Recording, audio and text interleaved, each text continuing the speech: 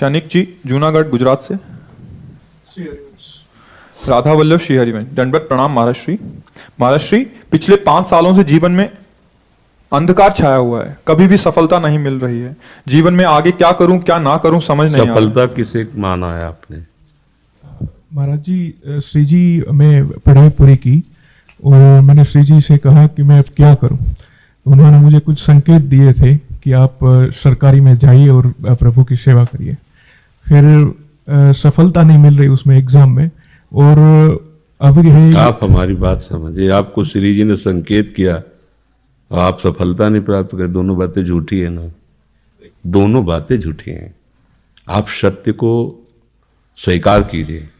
श्री जी के संकेत को आप जानने लगे। आप श्री जी के संकेत तो तभी जब आप उनकी मन की बात जान लेना, तो आप कितने बड़े सिद्ध हो गए। और फिर सफलता किसकी चाहते हो? प्रकृति जन्य की। आप श्री जी के संकेत को जान जाओगे तो श्री जी के प्रेम की सफलता चाहोगे, लोकवत नहीं। और ये लोक की सफलता सुनो, पहले प्रारब्ध के अधीन है। इसकी सफलता के लिए श्री जी से प्रार्थना मत करो, हमारी बात समझना। विद्यारण्य जी एक बहुत बड़े महापुरुष हुए हैं।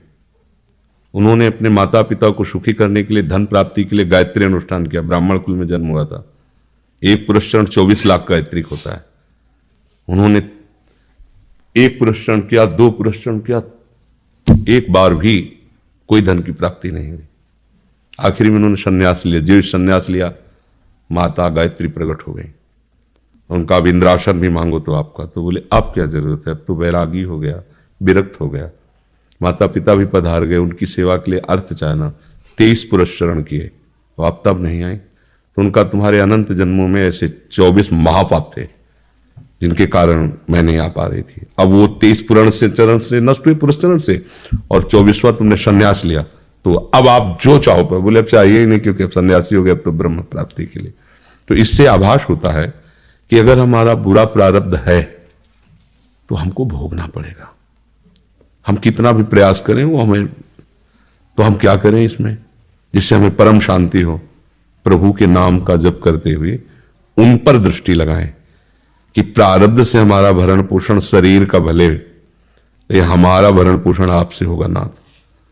तो वो एक ऐसे हैं जो आपके प्रारब्ध को भी मिटा देंगे। वो ऐसे शरणागत वत्सल हैं कि सब लिखा पढ़ी अलग कर देंगे। सुदामा जी को दरिद्रता का योग था। ऐसी दरिद्रता कई कई दिन तक भिक्षा नहीं मिलती थी। ये जितने भी चरित्र हमारे लिए उदाहरण है। मांगने जाते थे तो मांगने से भी नहीं मिलता था कई कई दिन। तो एक दिन उनकी पत्नी ने कहा कि हमारा आपका तो चरणामृत से भी गुजारा 2 दिन 3 दिन हो, 4 दिन हो, छोटे छोटे बच्चे तो मर जाएंगे ऐसे। कुछ तो उनका श्री कृष्ण के सिवा हमारा कोई नहीं। अब हम क्या कर सकते हैं? प्रारब्ध जब बिगड़ता है ना, वो कोई सफलता नहीं होने देता। तो एक दिन श्री रुक्मिणी जी प्रसाद ठाकुर जी को भोग पा रही थी, वो ऐसे रोक दिया, उदास हो गए। तो उनका प्रभु ऐसी स्थिति हमने जब जब आपकी देखी, तो किसी भक्त को जब कष्ट होता है तब आपको ऐसे देखा है। कौन सा भक्त है और क्या कष्ट है? तो का एक सुदामा नाम के हमारे मित्र हैं, कई दिन से भोजन भी उनको। प्रभु आपके मित्र और मैं आपकी दासी, महालक्ष्मी का अवतार रुक्मिणी, आप हुक्म कीजिए, लोक लोक की संपत्ति वहां। बोले उसको चाह नहीं है, हमारे मित्र को चाह नहीं है, और चाह ना होने पर हम विवश हैं। अगर वो चाह कर ले तो सारी व्यवस्था हो जाए। बोले पैदा करो जाके चाह। बोले उनके हृदय में तो नहीं पैदा कर सकते, हम भी, क्योंकि जिस हृदय में भगवान का आश्रय और निरंतर चिंतन है वहां माया की चाह नहीं होती। बोले उनकी पत्नी के हृदय में, बोले प्रयास करते हैं जाके। भगवान संत वेश में गए, भिक्षाम दे निकली। अतिथि का सत्कार करना गृहस्थ का धर्म होता है। हाथ जोड़ा और कहा हम असमर्थ हैं, आपको भिक्षा नहीं दे सकते। क्यों? बोले हम अपवित्र हैं, हमारे ऊपर सूतक लगा हुआ है। किस बात का सूतक? हमने एक पुत्र जन्मा है। तो ठीक है, हम 10-12 दिन बाद आ जाएंगे। बोले नहीं, आजीवन अपवित्र रहेंगे। तो ऐसा कौन सा? बोले दरिद्रता रूपी। विद्वान की पत्नी है, तो ऐसे उनका दरिद्रता रूपी पुत्र का जन्म, अर्थात सीधे कि मैं नहीं दे सकती या देने योग्य नहीं, ऐसा न कहीं कहा, मैं अपवित्र हूं। तो उनका दरिद्र कैसे हो सकती हो? जिनके पति के मित्र द्वारिकाधीश भगवान श्री कृष्ण है, वो दरिद्र कैसे हो सकता है? एक बार कहो ना अपने पति से। चले गए। जो सुदामा जी आए तो उन्होंने कहा कि देखो, आज एक अतिथि आए थे, उनको मैं कुछ नहीं दे पाई, मुझे बहुत कष्ट है कि मेरे पुत्र और आए हुए अतिथि का भी हम स्वागत नहीं कर सकते, उनका भरण आपके मित्र द्वारिकाधीश प्रभु श्री कृष्ण है। सुदामा जी ने कहा, बोले चले जाओ ना, वो कुछ न कुछ सहयोग कर देंगे। तो बोले हम ऐसे मित्र नहीं बनाए कि वो हमारा सहयोग करें, कभी नहीं, मर जाऊंगा पर उनसे ये नहीं कहूंगा कि आप हमारा। बोले मत कहना, दर्शन के लिए तो चले जाओ, वो सुना है इतने उदार हैं कि वो जाने पर ही दे देंगे। सुदामा ने कहा दर्शन के लिए तो जा सकते हैं, बहुत दिन हो गए, ठीक है, पर मित्र के पास जाए तो कुछ लेके जाना चाहिए, मेरे पास तो कुछ नहीं ना।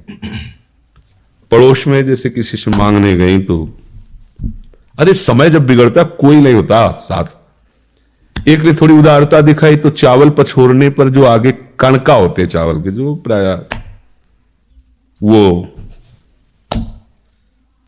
लिए सुदामा जी ने कहा हमारे प्रभु भाव के मुख है, कुछ ले जाएंगे, खाली हाथ तो नहीं है। पोट्री में सारांश में बता रहे हैं, द्वारपालों ने देखा कि हड्डी हड्डी शरीर में कई जगह से फटे वस्त्र, बेवाई फटी हुई, मतलब दिखाई दे रहा था दरिद्रता की मूर्ति है। तो उनका किससे मिलना है तुमको? तो उनका श्री कृष्ण से। बोले संभाल के बोलो, क्योंकि पार्षद है, अनंत कोट ब्रह्मांडों के नायक प्रभु के ऐसे बोलते कोई श्री कृष्ण वैसे गली आए, उनका जाके तो तुम बोलो ना, श्री कृष्ण से जाके कह दो कि एक सुदामा नाम के ब्राह्मण आए हुए।